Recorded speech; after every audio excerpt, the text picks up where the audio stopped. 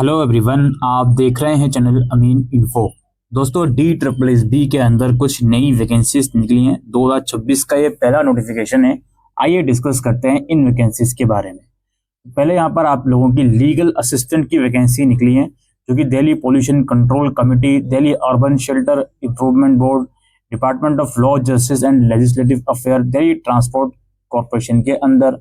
और इसके अलावा असिस्टेंट इंजीनियर सिविल की vacancy Delhi Jal board, Delhi agricultural marketing board, junior engineer civil की vacancy Delhi Jal board, new Delhi municipal council के अंदर।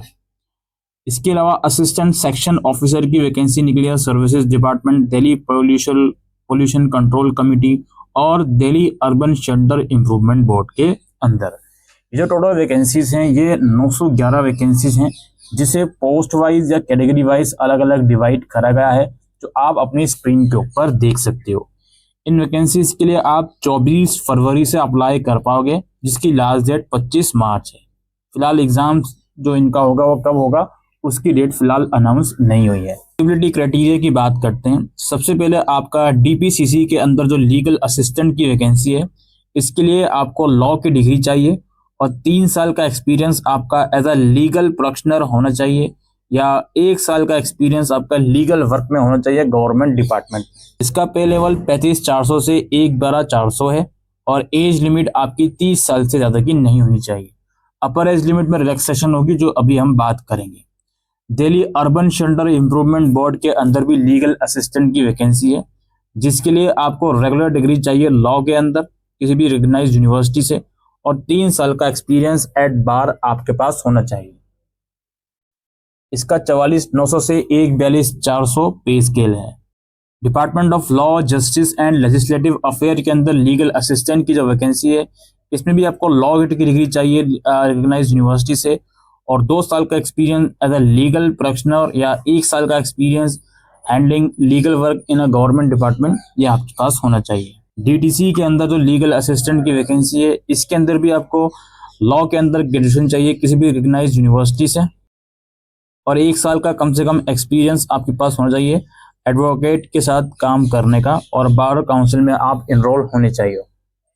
आपको हिंदी लैंग्वेज लिखनी और पढ़नी आनी चाहिए। उर्दू लैंग्वेज भी यहाँ पे डिजायरेबल है। बारी आती है असिस्टेंट इंजीनियर सिविल, जो कि दिल्ली जल बोर्ड के अंदर वैकेंसी है।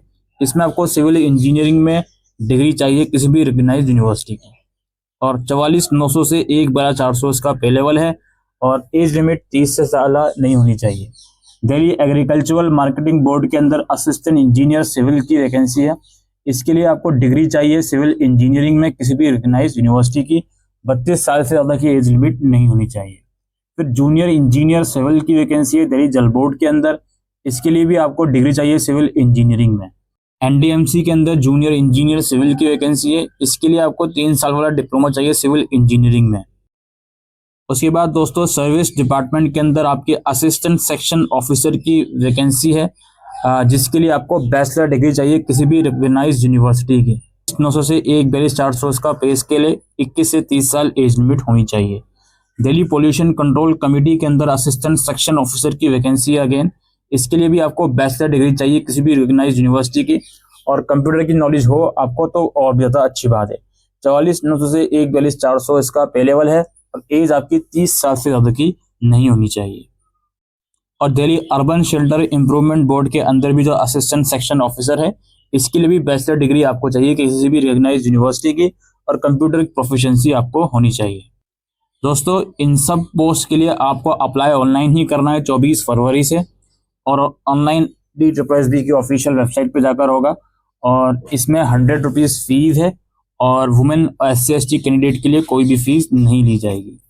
एग्जामिनेशन स्कीम की बात करते हैं।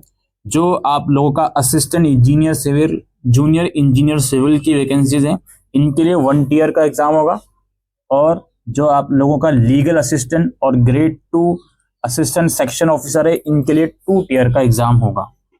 तो पहले बात करते हैं 2 ईयर एग्जाम, जो कि लीगल असिस्टेंट की पोस्ट के लिए है। ये आप लोगों का Tier 1 एग्जाम इसमें 2 घंटे का होगा। 200 MCQ 200 मार्क्स के रहने वाले हैं।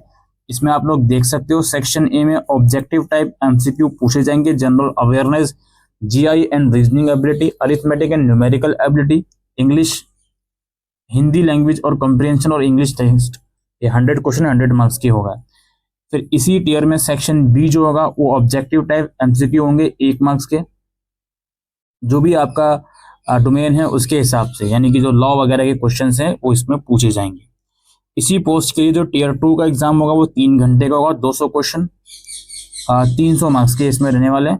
और इसमें पार्ट 1 में ऑब्जेक्टिव टाइप क्वेश्चंस रहेंगे जो आपका क्वालिफाइंग सब्जेक्ट है उसके हिसाब से, और पार्ट 2 में भी अगेन ऑब्जेक्टिव टाइप क्वेश्चन रहेंगे 2 मार्क्स ईच, जिसमें आपकी प्रॉब्लम सॉल्विंग कैपेसिटी ये सब चीज़ें चेक करी जाएंगी।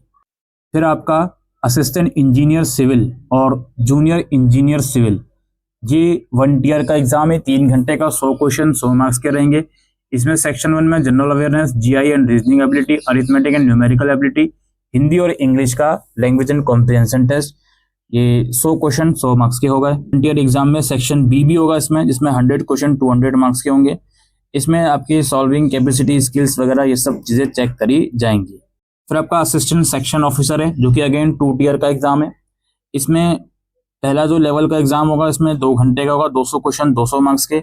इसमें again general awareness, GI and reasoning, arithmetic and numerical ability, English और हिंदी का टेस्ट होगा, 200 क्वेश्चन 200 मार्क्स के। जो आप लोगों का टीयर 2 है वो 3 घंटे का है, 200 क्वेश्चन अगेन इसमें पूछे जाएंगे और 200 मार्क्स के होंगे, और इसमें 100 मार्क्स का डिस्क्रिप्टिव पेपर भी रहेगा। तो पार्ट 1 इसमें MCQ होगा, GI, general awareness and reasoning, arithmetic and numerical ability, और पार्ट 2 जो कि एसे राइटिंग और expansion of ideas in English वगैरह का होगा। इसके अलावा लेटर, एप्लीकेशन राइटिंग 25 मार्क्स का, और प्रीसिस राइटिंग और समराइजिंग ये 25 मार्क्स का रहेगा।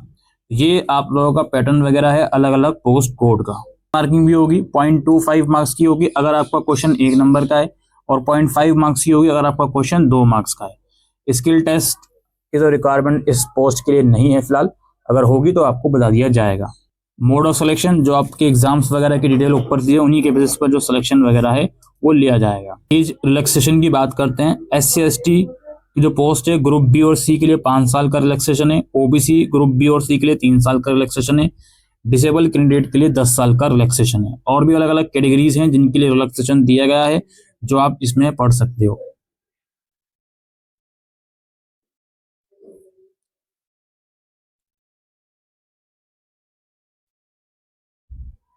ठीक है, तो बाकी डिस्क्रिप्शन बॉक्स में आपको वेबसाइट का लिंक मिल जाएगा, वहां जाकर आप नोटिफिकेशन को डाउनलोड कर सकते हो, और in case if you are interested and if you are eligible you can apply from 24 February. आज के लिए दोस्तों इस वीडियो में इतना ही। Thank you.